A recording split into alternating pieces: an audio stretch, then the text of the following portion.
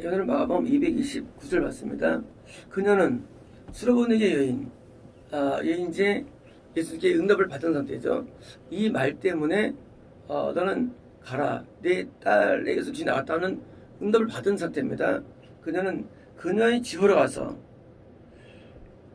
그동안 없어요. 그동안은요. 그동안은 이제 예수님께서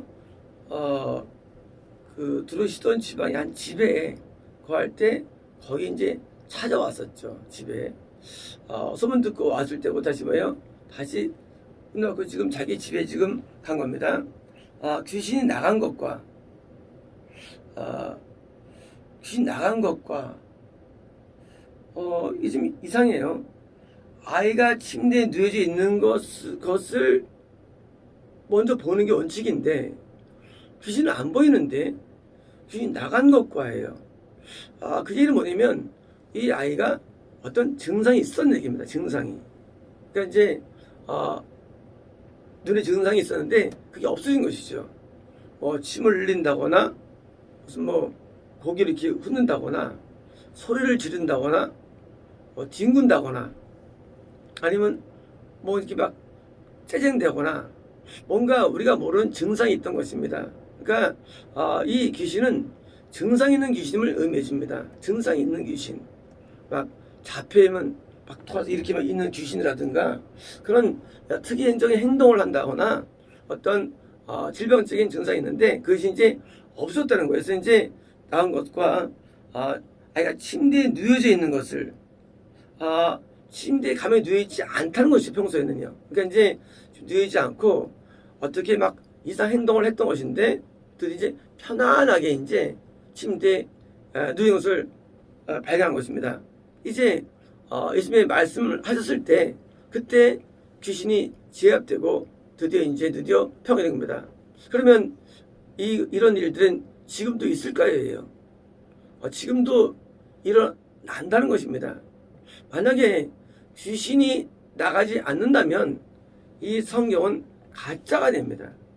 만약에 귀신이 제압되는 일이 우리에게 보여주 없다면 우리는 주님의 제자도 안 되는 것입니다. 주님의 제자란 것은 예수님이 옛날에 있던 그 일들이 지금 재현되는 것입니다. 제자란 것은. 우리는 성경을 왜 봅니까? 옛날에 그랬었다는 것을 공부하는 게 아니라 지금도 이 일은 우리에게 재현될 수 있기 때문에 하는 것이고요. 안 되면 우리는 잘못 믿는 겁니다. 또는 안 믿는 겁니다. 이 성경 말씀은 지금도 동일하게 재현되는데 내 주변에 내가 알고 있는 성도님 가운데 내 자녀 가운데 친척 가운데 부모 가운데 누가 귀신 때문에 고통을 당하는데 내가 만약에 기도했는데 안 좋아지고 아무 일도 안 일어난다. 그러면 셋 중에 하나는 문제입니다. 예수님이 안 계시든지 아니면 내가 예수님과 관계없는 사람이든지 내가 잘못 구하든지 셋 중에 하나예요. 성경은요. 지금도 우리에게 일어나야 됩니다. 우리 예수님을 믿을 때 예수님을 본 적이 없어요. 예수님을 어떻게 믿을까요? 예수님 한번 와주세요. 할아버지가 나타나서 예수님이 나와가지고 함께 믿는 겁니까? 그거 아니에요. 그건 잘못된 믿음입니다. 뭡니까? 우리는 예수님을 이 성령을 통해서 믿습니다. 이 성령을 통해서 믿는데 예수님이 안 보이는데 성경 말씀을 읽으면서 예수님이 우리에게 현현화되는데 가시적 현현화 이거는 미신입니다. 가시적 현현화 예수님이 나타나셨다. 이건 미신이에요. 이거는 종교가 아니에요. 많은 분들이 예수님을 믿을 때 이렇게 믿습니다. 예수님 나한테 와주세요. 그러니까 어떤 음성이 온다거나 어떤 예수님의 임재를 느낀다거나 이건 믿음이 아니에요. 믿음은요 들려지지 아니하고 보여지지 않습니다. 느낄 수 없어요. 그런데 뭐예요? 마음에 믿어져요. 이게 믿음이에요. 감각하는 모든 내용들 총을 갔다 왔어 지구를 갔다 왔어 또 음성을 들었어 내용들은요 이거는 믿음의 결과물로 주어지는 선물이 돼야지 이것이 믿음의 이유가 되면 안 되는 것입니다. 믿음의 이유는요 현상이 되면 안 돼요. 내게 느낌이 없어도, 감각이 없어도 뭡니까? 우리는 오늘도 이러한 순수한 믿음으로 나가야 되는 거예요. 아무것도 안 보여요. 아무것도 안 들려요. 못 느껴요. 근데 뭐예요? 이 믿음으로 계속 강구해가지고 귀신을 쫓아내는 은혜를 경험해야 되는 것입니다. 오늘도 우리는 축사를 경험해야 됩니다. 우리는 귀신 쫓음을 통해서 죽음을 경험해야 됩니다. 그래서 우리는 이 귀신 들린 어린아이, 영적으로 어릴 때는 귀신이 많이 역사하죠. 그래서 고통스러워하죠, 귀신이. 사실 우리는 누구든지 다 귀신들은 고통스러워합니다. 다 힘들어해요. 토요일 날 기도할 때 어떤 분이 내가 뭘 해도 안 된다는 거예요. 이렇게도 안 되고 저렇게도 안 되고. 그래서 제가 토요일 전에 식사하면서 하나님 좀 풀어주시라고 하는데, 그게 왜냐면 귀신이 다 있는데 귀신이 다 차단하는 거예요. 귀신들이. 그러면요, 그냥은 그게 못 이겨요. 막 풀어줘야 됩니다. 예수님이 우리를 돕기 위해서는요, 우리가 우리 액션이 약간 셀 필요가 있어요. 뭐 안 될 때는요. 잘 될 때는 상관없어요. 잘 될 때는 그냥 아무래도 돼요. 잘 될 때는. 근데 안 될 때는 막 억지로 막 손들고 탄원하고 막 천부의 접서 막 나가서 해서 은혜를 터트셔야지. 나 이렇게 안 될까? 영원히 안 돼요. 어둠은요, 내가 싸워 이기려는 마음이 필요한 거예요. 어둠이라는 게. 노력이 굉장히 중요합니다. 노력이라는 게. 우리는 신앙생활 할 때 노력을 안 하려고 그냥 생각합니다. 그게 되겠지랍니다. 되는 게 없어요. 신앙은 노력 없이는 이루어지질 않아요. 엄청나게 많은 노력이 필요합니다. 그래서 천국은 노력을 하는 그 천국이지 그냥 못 갑니다. 그래서 막 안 될 때는요, 막 별짓을 다 해야 돼요. 막 회의선송을 막 하트를 부른다거나 놀면 안 됩니다. 뭐 터져야 돼. 뭔가 터야 되는데 지금 1년이 넘게 있었는데 아무 열매가 없어요. 그럼 뭡니까? 애를 써야 됩니다. 왜? 우리 안에 귀신 때문에 못해요. 귀신은요, 하늘에 굉장히 많은데 우리 은혜를 차단합니다. 은혜를 못 받게 만들어. 은혜를요. 우리 사람들 나 은혜 아니에요. 귀신 차단하기 때문에 이걸 이겨서 애를 써가 부시면 귀신이 또 약해지는 거예요. 스스로 막 축사하기도 하고. 그래서 옛날에 거울 보고 한 몇 년을 막 축사했죠. 개새끼 하면서 눈 보면서. 왜? 내 안에 귀신이 있으니까 몸이 아프겠죠. 귀신이 있으니까 내가 죄를 지켰죠. 그러니까 내가 어둠이 있겠죠. 그러니까 막 싸우는 거예요. 물론 겪어봤느냐? 그게 없으면 예수님께서 우리를 도와주실 때 무슨 그걸로 도와주시겠어요? 가만히 잠만 자는데. 우리는 귀신과 싸우는 게 우리는 습관이 돼야 되고요. 그리고 남한테 있는 귀신을 쫓기 위해서 중보해야 됩니다. 결국은요, 인간이 지적합니까? 결국은 귀신이 지적합니다. 귀신은 전령이기 때문에. 그 파워는 말할 수가 없어요. 우리 안에서 가진 이 파워는요. 회개 안 떠집니까? 사실 귀신 때문에 엄밀하면서요. 원래는 돼요. 원래가 어디 있어요? 터뜨려야죠. 될 수 있습니다. 저 옛날에 은혜가 임하지 않을 때 많이 했죠. 찬송가를 2시간씩 부르기도 하고요. 되게 찬송가를. 근데 터지더라고요. 은혜가 임하는 게 아니거든요. 잘 아니면 은혜가요. 그러면 볼 때 은혜가 그러면 그런 게 어디 있어요. 은혜가 임하기 위해서 찬송가를 계속 부르기도 하고, 손 들고 막 기도하기도 하고요. 물건하면서 기도하기도 하고요. 그걸 금식하기도 하고요. 막 슬픈 막 마음을 막 못 들어가가지고 막 슬퍼하기도 하고 하는 거. 애를 쓰는 거예요. 근데 가만히 있으면요, 아직 버림받습니다. 신앙은요, 장사가 없어요. 한번 마귀가 물면 끝나는 겁니다. 사람은요. 물면 끝나요. 그때는 증상이 있어요. 아니면 경고를 주세요. 경고했을 때 하면은 안 물리는데, 경고했는데 하면 쓰면 물어가요. 어쩔 수 없거든요. 그게 끝난 거예요. 그래서 우리가 안되기도나 이 안수기도 때 우리 그때를 잘 봐가지고 행동하는 겁니다. 물론 수위가 여러 가지예요. 수위들이 여러 가지인데 하나님께서 그냥 징계를 줄 때도 있고요. 그게 아니고 경고가 나갈 때는 그때는 경고는 위험한 겁니다. 그래서 그때는 그런데 이 귀신과 싸우면요, 남한테 있는 귀신, 내 안에 귀신 때문에 고통 당하죠. 저도 내 안에 귀신 때문에 고통을 많이 당했죠. 지금 다 하고 있죠, 귀신 때문에. 그래서 저는 틈만 나면 뭐합니까? 손을 여기다 얹고 기도합니다. 예, 귀신 잡겠다고 얘기해요. 아직도 귀신이 있으니까 기도하는 거예요. 손 얹고 기도합니다. 그리고 얹으면요, 방언이 바뀝니다. 축상이 되버려요. 방언이 다른 방언이 나옵니다. 얹으면 안 얹으면 그렇게 안 돼요. 성경에서는요, 내가 어떤 모든 나 행동하시는데 했었는데 손 얹으면요, 이 방언이 바뀌어가지고 축상이 되어가지고 그래서 좀 편하게 됩니다. 마음이 좀 불편할 때가 있죠. 그때 이제 얹으면요, 방언하면 좀 편하게 돼요. 그래서 귀신이 어떤 힘이 셀 때가 있죠, 내 안에서. 그래서 힘이 셀 때가 있어요. 막 세져요. 그러면 이제 세지면 내가 또 붙잡고 또 기도하면서 또 싸웁니다. 그런데 재밌는 것은 뭐냐면요, 이런 귀신이 힘과 파워들이 남한테 있다는 거예요. 나한테 있을 뿐만 아니라. 그럼 이제 뭐예요? 때로 이제 나 몰래 중보하기도 하죠. 나 몰래 그러면 향해서 이제 방언으로 막 중보합니다. 막 제가 귀신을 쫓는 어떤 마음의 어떤 기도를 합니다. 효과가 되고요. 효과를 보니까 제가 이것을 증거한 것입니다. 만약에 이것이 지금 아니라면 이거 봐서 뭐 하겠어요. 옛날 수백 여인이 귀신 나왔다, 딸 쫓았다, 기도해서 그게 무슨 의미가 있어요.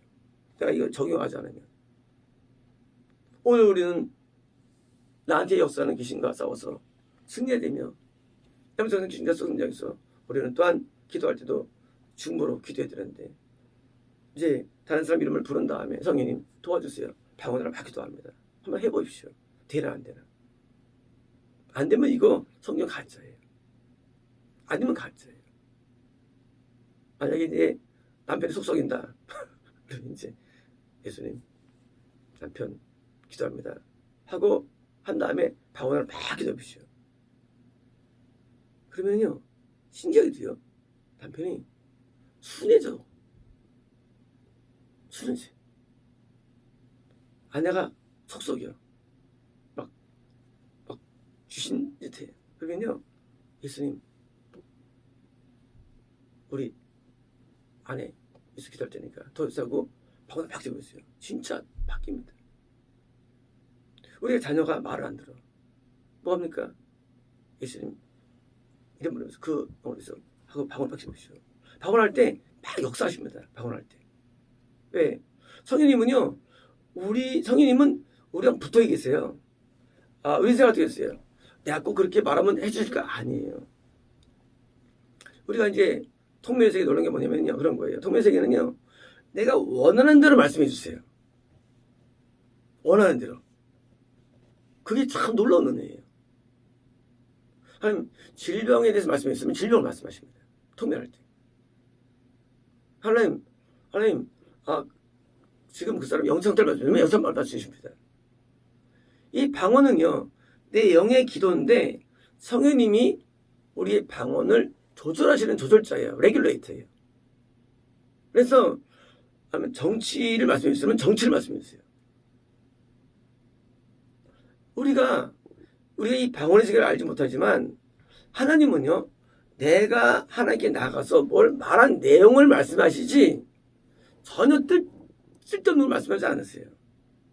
그러니까 이 성령이 지금 뭐냐면요, 네 줄을 뭐냐면요, 신기한 거예요. 내가 사람이 많잖아요. 많은데 여기 없어도 내가 알고 있는 어떤 사람을 물어봅니다. 그러나 하나님께서는 그 사람이 중보가 나가는 거예요. 이 기도 속에서는요. 그렇게 역사하시는 거예요, 하나님께서는요. 그리고 그 통변이 나옵니다. 신기하게. 이 수백 여인이 자기 딸을 지금 와서 중보했어요. 뭐 다른 사람도 많이 있었겠죠. 근데 뭐요? 딸을 중보합니다. 근데 딸의 이름에 효과가 도달되는 거예요. 현우 효과가.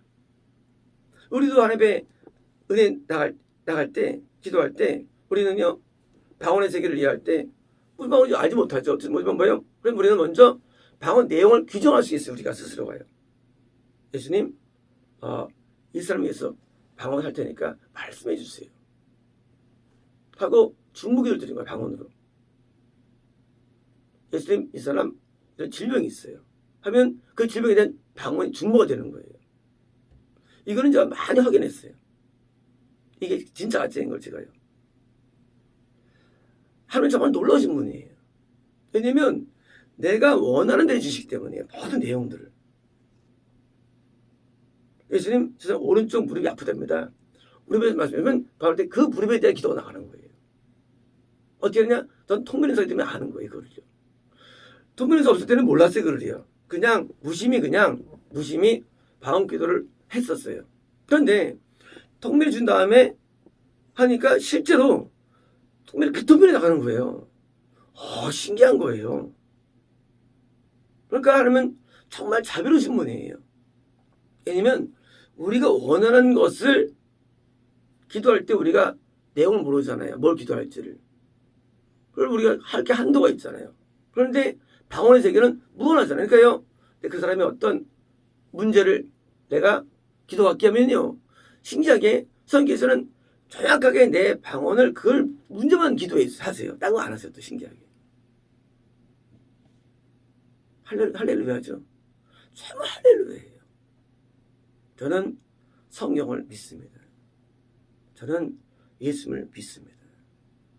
저는 예수님의 축사와 신유를 믿습니다.